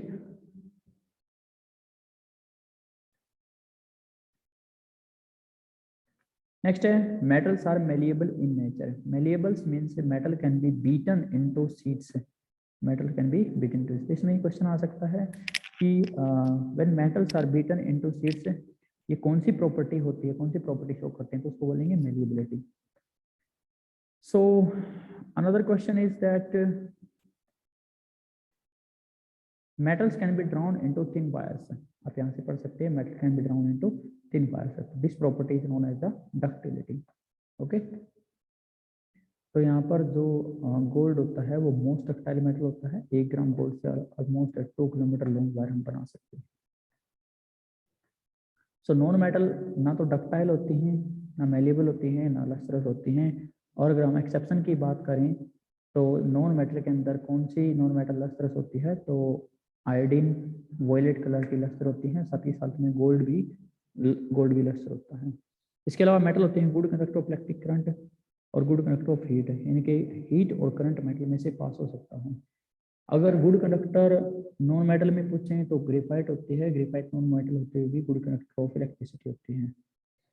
क्यों मेटल से good conductor of heat and electricity होती है, क्योंकि उनके अंदर फ्री इलेक्ट्रॉन्स प्रेजेंट होते हैं।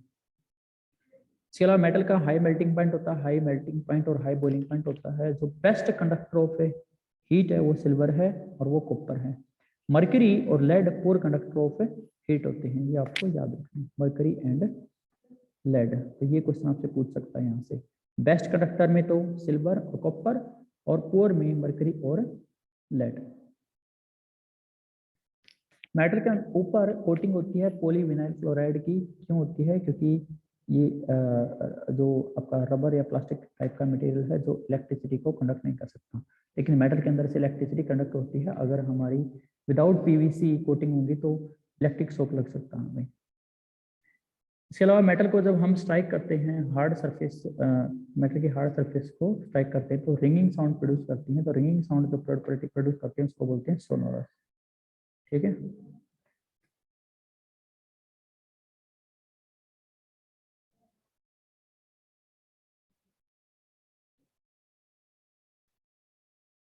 Just a second.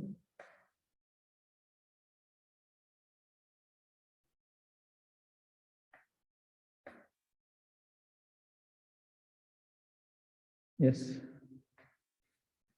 जो नॉन मेटल होती हैं, नॉन मेटल नॉन लस्ट्रस होती हैं। नॉन मेटल के कुछ एग्जांपल हैं carbon, sulphur, iodine, oxygen, hydrogen से। नॉन मेटल सॉलिड हो सकते हैं, लिक्विड हो सकती हैं। एक मेटल जो लिक्विड होती है वो जो आपकी एक मेटल जो लिक्विड होती है वो है मरकरी, और जो एक मेटल नॉन मेटल सॉरी जो लिक्विड होती है वो होती है आपकी ब्रोमीन। इसके अलावा गैसेस हो सकती हैं नॉन मेटल, जैसे hydrogen, nitrogen, oxygen, chlorine, bromine. Bromine तो आपकी लिक्विड थी। आयोडीन आपकी सॉलिड होती है। कोल, ग्रेफाइट ये सॉलिड होती है। ये वाले पॉइंट बहुत इंपॉर्टेंट हैं। All metal except mercury are exist in the solid state at room temperature. इनका high melting point and high boiling point. Next point is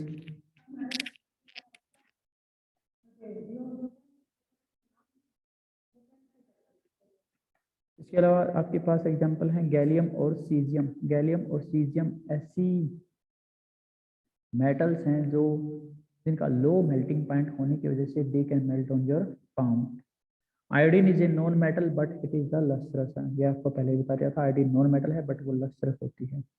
carbon non metal है बट वो डिफरेंट फॉर्म में exist करती है, वो allotrope कहलाते हैं carbon के। जैसे डायमंड एलोट्रोप होता है कार्बन का, जिसका हार्डेस्ट सब्सटेंस और वेरी हाई मेल्टिंग पॉइंट और बॉइलिंग पॉइंट है। ग्रेफाइट भी कार्बन का एलोट्रोप है बट उसका लो मेल्टिंग पॉइंट है, सॉरी लो मेल्टिंग पॉइंट होता है, सॉफ्ट होता है। और उसकी एक खास बात होती है, graphite is a good conductor of electric current. Lithium, sodium और पोटासियम ये मेटल होती हैं बट ये सॉफ्ट होती हैं, they can cut with the help of knife. उनकी लो डेंसिटी होती है, लो मेल्टिंग पॉइंट होता है। जैसे यहाँ पर क्वेश्चन दे रखा है give example of the metal which is liquid at room temperature. तो रूम टेम्परेचर पर कौन सी मेटल लिक्विड है, वो है मरकरी। और नॉन मेटल पूछे तो bromine. Name the metal which can be cut with the help of knife, knife से कट कर सकते हैं सोडियम पोटेशियम लिथियम को। बेस्ट कंडक्टर ऑफ हीट, उसमें आ जाएगा silver. Poor conductor of heat mercury and lead. ठीक है। मेलेबल का मीनिंग होता है ability of metal to beaten into sheets. Ductile means ability of metal to drawn into wires. उसके बाद केमिकल प्रॉपर्टी ऑफ मेटल, सबसे पहले यहाँ पर एयर के साथ रिएक्शन करते हैं। तो जब कभी मेटल की ऑक्सीजन के साथ रिएक्शन करते हैं तो बेटा मेटल ऑक्साइड की फॉर्मेशन होगी। जैसे for example brown coloured metal copper react करेगी ऑक्सीजन के साथ तो ब्लैक कलर क्यूप्रस ऑक्साइड बन जाएगा, क्यूप्रिक ऑक्साइड बन जाएगा, कॉपर ऑक्साइड। ऐसे एल्यूमिनियम रिएक्शन करते हैं तो Al2O3 बन जाएगा। ठीक है। एल्यूमिनियम मेटल के ऑक्साइड होते हैं बेसिक इन नेचर और नॉन मेटल के ऑक्साइड होते हैं acidic in nature. But zinc और एल्यूमिनियम के ऑक्साइड आपको याद रखने हैं, वो एम्फोटेरिक होते हैं। तो जैसे एल्यूमिनियम ऑक्साइड HCl के साथ रिएक्शन करके साल्ट एंड वाटर की फॉर्मेशन कर सकता है, इनके AlCl3 बना सकता है। ऐसे ही Al2O3 NaOH के साथ, अब NaOH बेस है तो Al2O3 एसिड की तरह भी बिहेव कर सकता है और ये एक साल्ट और वाटर बना सकता है। NaAlO2 सोडियम एल्यूमिनेट की फॉर्मेशन हो सकता है। आगे है जैसे मेटल के जो ऑक्साइड हैं वो बेसिक होते हैं, अगर उसको वाटर में डिजोल्व हो जाए तो वो एल्कली कहलाते हैं, वो हाइड्रोक्साइड की फॉर्मेशन कर सकते हैं।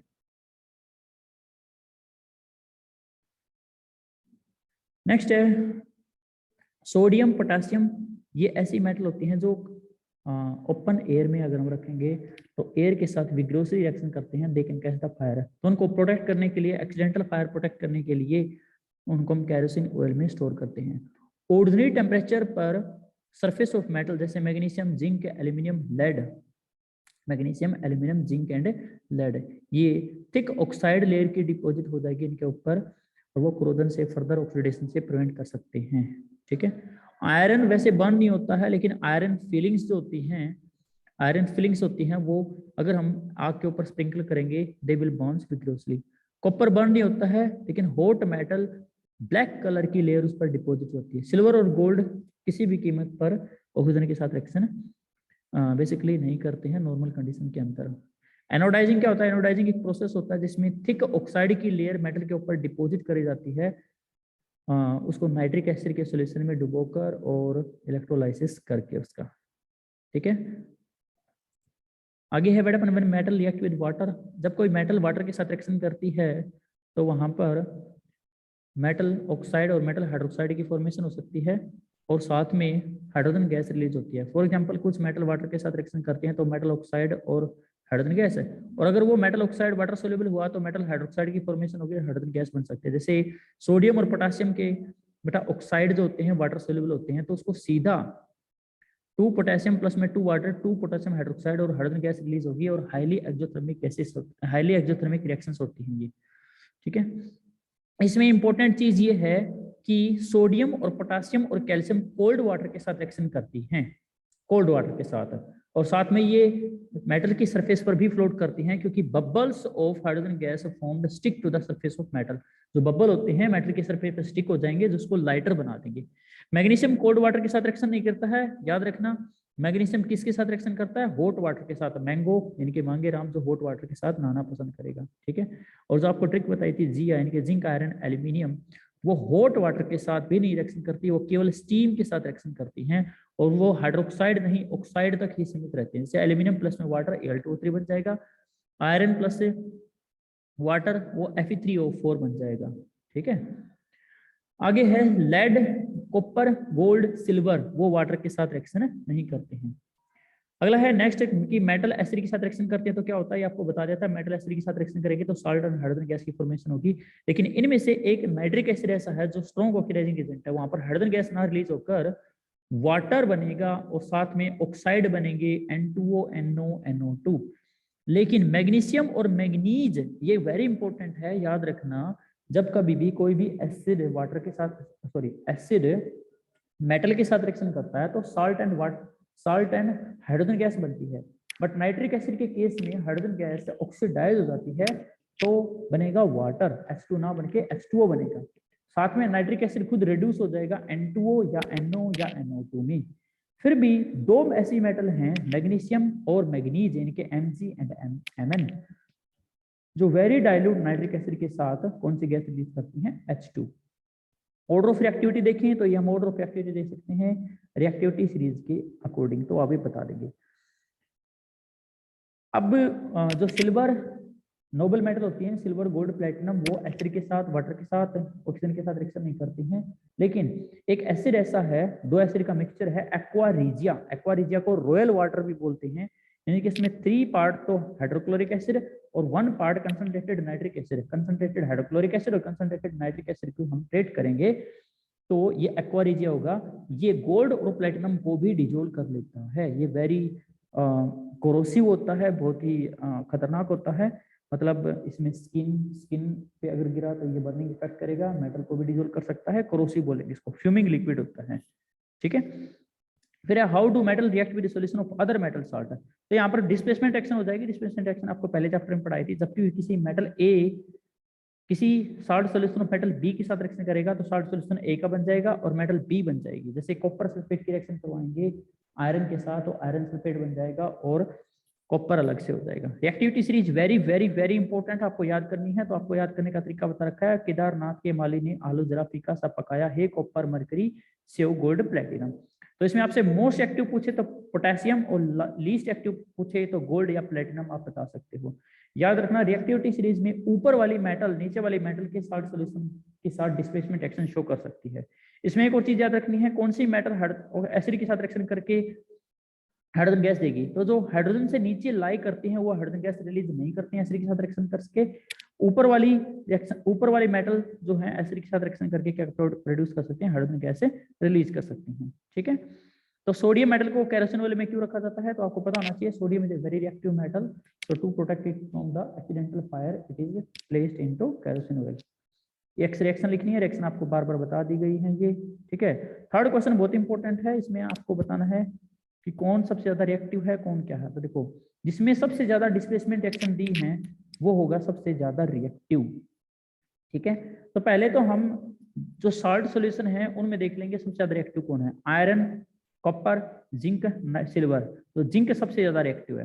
तो जिंक के साथ metal A B C D ने किसी के साथ रिएक्शन नहीं करी, तो दैट मीन्स इससे आंसर नहीं आएगा। आयरन के बाद जो जिंक के बाद जो सेकंड मोस्ट रिएक्टिव मेटल है वो है आयरन। आयरन सल्फेट के साथ रिएक्शन शो करी है बी ने, displacement reaction, that means B सबसे ज्यादा रिएक्टिव होगी, ठीक है। उसके बाद अगर हम देखें सी और डी में से सबसे ज्यादा रिएक्टिव कौन होगी, सी और डी में से। तो देखो क्या सी मेटल ने आयरन के साथ रिएक्शन दिखाई, नहीं दिखाई, नो रिएक्शन नो रिएक्शन, तो इससे नहीं पता चलेगा। तो आयरन के बाद जो मोस्ट एक्टिव मेटल है कॉपर, कॉपर के साथ कॉपर सल्फेट सॉल्यूशन के साथ ए ने डिस्प्लेसमेंट रिएक्शन शो की है, ठीक है। और अगर हम बात करें सिल्वर के साथ तो डी ने डिस्प्लेसमेंट एक्शन शो ही नहीं करी। तो सी जो डी होगा लीस्ट रिएक्टिव होगा और जो बी होगा वो मोस्ट रिएक्टिव मेटल होगा, ठीक है। ये आपको याद रखना।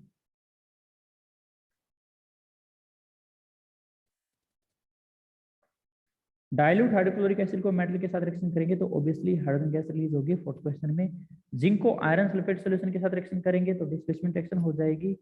ग्रीन कलर्ड सॉल्यूशन जो है वो कलरलेस सॉल्यूशन बन जाएगा।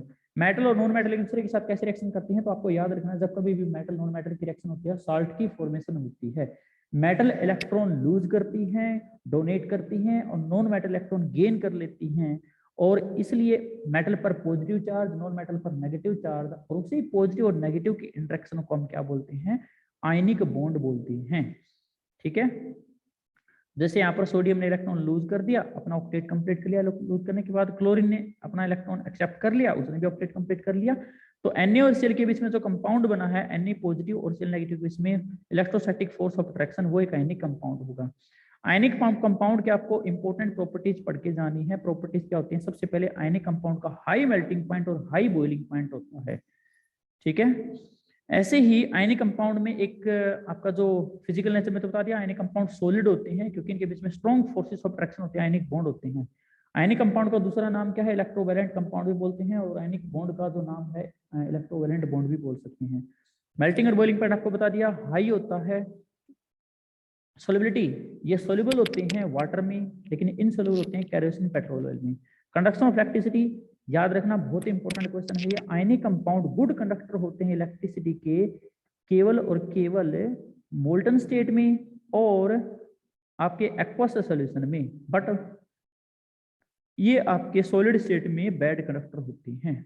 ठीक है, आगे का चैप्टर आपके सिलेबस में नहीं है, तो इतना ही आज के लिए। Thank you. अगर हम इसके क्वेश्चन डिस्कस करेंगे तो यहाँ से क्वेश्चन भी डिस्कस कर सकते हैं।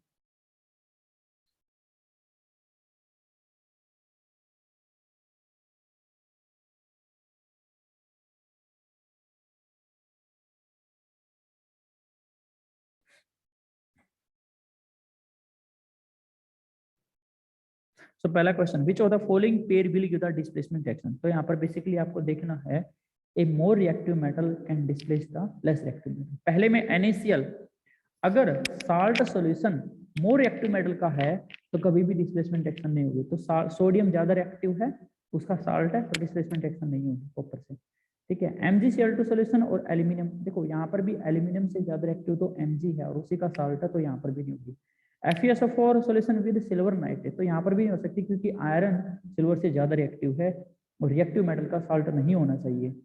और डी में हो जाएगी क्योंकि Ag से ज्यादा रिएक्टिव तो कॉपर है, तो यहाँ पर अब की बार लेस रिएक्टिव मेटल का साल्ट है, तो यहाँ पर डिस्प्लेसमेंट एक्शन हो जाएगी। तो आंसर क्या आ जाएगा? D. Second question, which of the following method is suitable for preventing iron frying pan from the rusting. Rusting से बचाने के लिए हम सारी चीजें अप्लाई कर सकते हैं, ग्रीज, लेकिन बेस्ट पूछे तो कोटिंग ऑफ जिंक आ सकता है, हालांकि हम सबसे बचा सकते हैं। ठीक है, और क्योंकि यहाँ पर आयरन पैन फ्राइंग पैन बोल रहा है, तो उस पर हम ऑब्वियसली ग्रीज अप्लाई नहीं कर सकते, पेंट अप्लाई नहीं कर सकते, क्योंकि वो फूड में मिल जाएगा। तो बेस्ट ऑप्शन है applying the coating of zinc. एक एलिमेंट ऑक्सीजन के साथ रिएक्शन करके ऐसा कंपाउंड बनाता है जिसका हाई मेल्टिंग पॉइंट होता है। तो अभी आपको बताता है हाई मेल्टिंग पॉइंट वाले कंपाउंड तो आयनिक कंपाउंड होते हैं, तो वो कौन होगा? आयनिक कंपाउंड केवल मेटल ही बनाएंगी, और मेटल जो होती हैं, कुछ मेटल के ऑक्साइड वाटर सोल्यूबल होते हैं, आपको बताया था, उनको एल्कली बोलते हैं। तो यहाँ पर कैल्शियम ही एक ऐसी मेटल है जो क्या बनाएगी? कैल्शियम ऑक्साइड बनाएगी, और उसका हाई मेल्टिंग पॉइंट होगा और वाटर में सोल्यूबल होगी। हालांकि आयरन भी मेटल है, बट आयरन का ऑक्साइड वाटर में सोल्यूबल नहीं होता है। ठीक है, तो इसको आप याद रख सकते हो। Food cans are coated with zinc, not with the food can are coated with tin, क्योंकि टिन लेस रिएक्टिव मेटल है जिंक से। ठीक है, amphoteric oxides, the oxide which are the acidic as well as the basic in nature, जैसे zinc oxide and aluminium oxides. तो आप इसमें example लिख सकते हो। ड्राई लिटमस पेपर से एक क्वेश्चन नहीं आएगा, ड्राई लिटमस पेपर में कोई कलर नहीं आएगा, क्योंकि ड्राई लिटमस पेपर में एस्पोस्टाइन प्रोड्यूस नहीं हो सकते, मॉइस्ट लिटमस के साथ ही एस्पोस्टाइन प्रोड्यूस हो सकते हैं। प्लेटिनम गोल्ड सिल्वर को ज्वेलरी बनाते हैं, क्यों? क्योंकि these are the very less reactive metal, they are not affected by the air and water. Sodium potassium को, लिथियम को केरोसिन ऑयल में स्टोर करते हैं, क्यों? क्योंकि these are the very reactive metal, इसको भी मॉइस्चर से प्रोटेक्ट करना होता है। एल्यूमिनियम हाईली रिएक्टिव मेटल है, लेकिन इसके यूटेंसिल और क्यों बनते हैं? क्योंकि एल्यूमिनियम अपनी सरफेस पर एल्यूमिनियम ऑक्साइड की लेयर डिपोजिट कर लेती है, जो कि क्या होती है, उसको प्रोटेक्ट करती है फर्दर ऑक्सीडेशन से। साथ ही साथ में एल्यूमिनियम एक लाइट मेटल है, इजिली ड्रा कर सकते हैं उसको, इजिली यूटेंसिल बना सकते हैं, मेलेबल मेटल है, और इसका हाई मेल्टिंग पॉइंट भी होता है। आगे क्वेश्चन डी पार्ट आपका नहीं है। ठीक है, कॉपर कॉपर के चीजों में लेमन और सिट्रस फ्रूट्स को हम स्टोर नहीं करते, क्योंकि सिट्रस फ्रूट्स और लेमन में क्या होता है, एसिड होता है, वो पॉइजनस साल्ट बना सकते हैं। ठीक है, 15 क्वेश्चन में आंसर, एक man went to door the goldsmith, तो इसमें क्या होता है, उसके पास एक्वारीजिया है, एक्वारीजिया गोल्ड को क्या कर सकता है, डिजोल्व कर सकता है। ठीक है, कॉपर से हॉट वाटर टैंक बनाते हैं, स्टील से नहीं, क्योंकि कॉपर होता है गुड कंडक्टर होता है इलेक्ट्रिसिटी का, और इसका हाई मेल्टिंग पॉइंट भी होता है, तो ये रीजन है। तो ये आपका कंप्लीट हुआ। Thank you and all the best for the your exams.